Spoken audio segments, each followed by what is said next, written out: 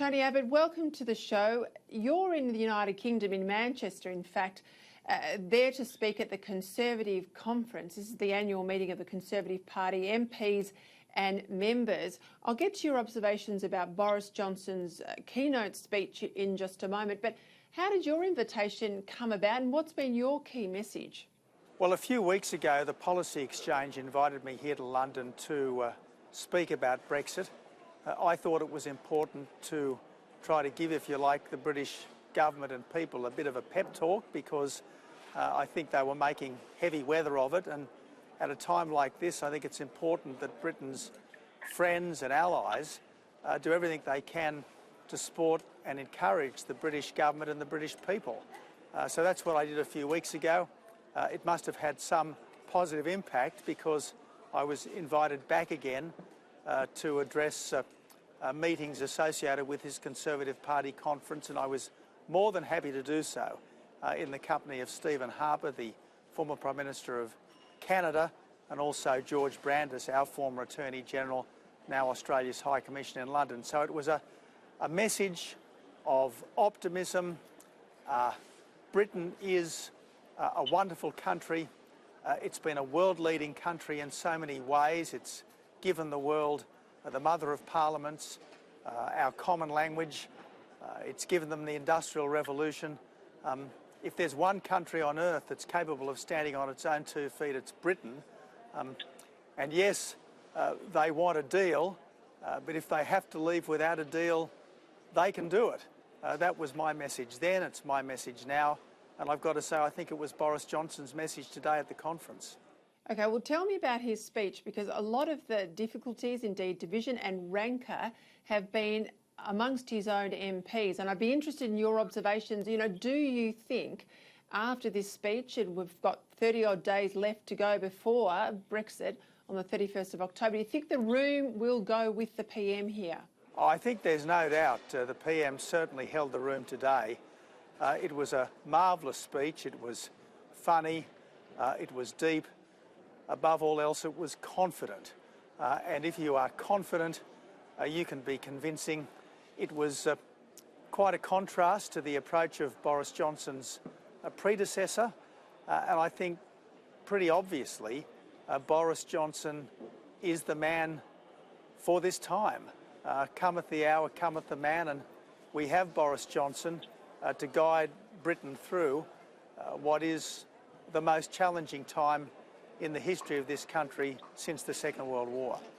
You mentioned his predecessor, and she famously said in that Lancaster address, no deal is better than a bad deal, but then promptly took no deal off the table. He argues he's had to keep no deal on the table in order to have a negotiating strength, I guess, with the EU. Now, he has been constrained by a parliament that's bound him in a requirement that he must seek or must beg for a deal by the 19th of October. Now, I can't see Boris Johnson begging anyone for anything.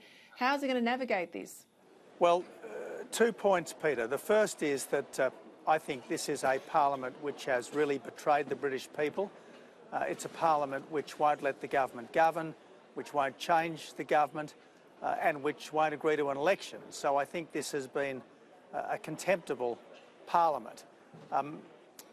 I suspect that this parliament could try to accept a bad deal independently of the government. I think that would be a constitutional abomination, but these are strange times, and we've seen British courts going to places where no common law courts have previously gone. But what I think we can be confident, at least from Boris Johnson, is that he will not agree to a bad deal. He certainly understands that if you can only leave with a deal, you can't really leave because a deal is something that has to be agreed by the EU. And I think what's become pretty obvious over the last 3 years is that the EU will be incredibly reluctant to give Britain the decent deal that this great country deserves. I just want to pick up on that point. So you hearing around the traps that John Bercow, the Speaker, let's say, would be the one that would try and pull off a parliamentary deal with the EU and skirt around the Prime Minister. Because, to be frank, when the people voted for Brexit 3 years ago, they didn't vote for this deal or that deal or no deal indeed. They just voted for Brexit. And it seems to me that the only sort of democracy you can have in Britain at the moment is the democracy where the vote equals what the establishment wants. Because forever and a day since that vote 3 years ago, the Parliament and the establishment have been frustrating the will of the people. There's no doubt, Peter, that the British establishment has been defeatist and declinist for generations. And the British establishment didn't want the British people to have a vote. They tried desperately through Project Fear to stop the Leave vote from succeeding. And ever since then, they've been trying to sabotage that. There's absolutely no doubt about this. And frankly, one of the real problems of these times is the tendency, particularly on the left of politics, to think that if they don't get what they want, the people who are opposing them are not just wrong but bad. There is this reluctance to accept the democratic legitimacy of a vote that doesn't go their way. And I think one thing that we all need to go back to accepting is that in the end, a majority of the people voting in a free and fair ballot have got to be accepted. You have got to accept majority decisions or you don't have a democracy. And the point I tried to make to the conference yesterday is that it was fair enough to be a Remainer before the vote, but after the vote you can't be a Remainer without ceasing to be a Democrat. And surely all of us in the end have got to accept the legitimacy of a democratic vote, even if it doesn't go the way we want. Well, we often see that debate here in Australia on issues like climate change, where people vote on particular issues and the losing party still keeps tight to their policy and won't move an inch. But we could spend all night talking about that issue. I want to ask you, you've known Boris Johnson for many years. When I worked with you, sat in a number of meetings, so I think I've got some measure of the man behind closed doors. But honestly, Tony Abbott, a lot rests on his shoulders tonight. Can he do it? The speech today was full of confidence. It was full of optimism. I think it's that can-do spirit that people warm to in Boris. Also, the exuberant humanity of the man comes through, particularly when he's doing what he did today so well, which is rally people with a sense that, yes, we can get this done. Look, he was a very good Mayor of London. As a Foreign Secretary, he spoke his mind in what I thought were refreshing ways. And, you know, one of the things that I think must be standing him in great stead right now is his fine biography of Churchill, because one way that you prepare yourself to deal with the troubles of your times is to study very closely the way your great predecessors have dealt with the troubles of their times. Now, this is the most significant moment in British history since the dark days of 1940, and precisely because Boris Johnson has closely studied Churchill, I think he is more than ready for this trial. He is more than ready for the struggle ahead. If they went to a general election, there's been movement, a positive movement for the Lib Dems. And of course, we've seen the results for the Brexit Party, and you've spoken to and I've spoken to on this show, Nigel Farage. How do you think all of this will play out? Because the one thing I think everyone on the centre-right of politics does not want to see is division and scrapping amongst the centre-right that would enable a Jeremy Corbyn government to be formed after a general election.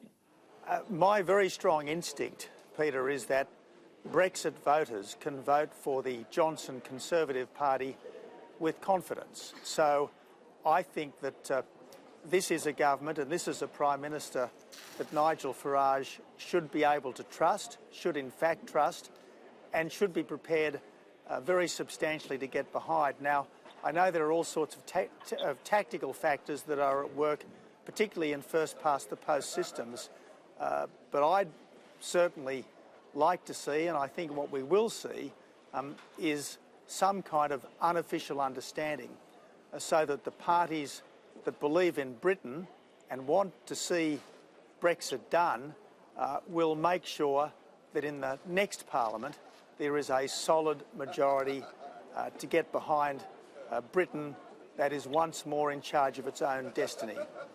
I want to ask you about a domestic question in just a moment, but just the mood. You've been to party conferences here in Australia.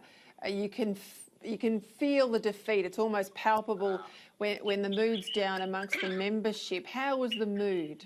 Look, the mood was very strong and very confident. I've been to 3 Conservative Party conferences now, in 2010, when the Cameron government, a coalition government, was new, in 2016, when Theresa May was in the first blush of her Prime Ministership, and now this one. I think this is the biggest and the best. I think this is a conference where the Conservative Party knows they have something to fight for, and they know they have a leader who is up for the fight. And in the end, politics is about picking the right fights, knowing what you want, going out there and winning it. Politics, in the end, is not about weak compromises. It's about taking a position on the things that really matter and trying to put that principle into practice. And I think that's exactly what Boris Johnson is doing. All right, domestically, when you left the Parliament, when you retired, you ruled out accepting any sort of diplomatic role, any sort of posting overseas, ambassadorial job.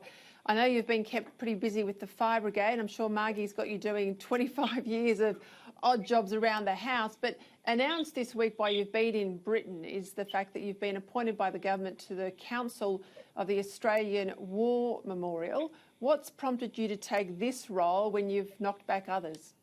Well, Peter, this is not an executive role. It's a, if you like, supervisory role. I'm not running the War Memorial. Brenton Nelson has been doing a wonderful job there for the last 5 or 6 years. I'm simply serving on the Council of the War Memorial.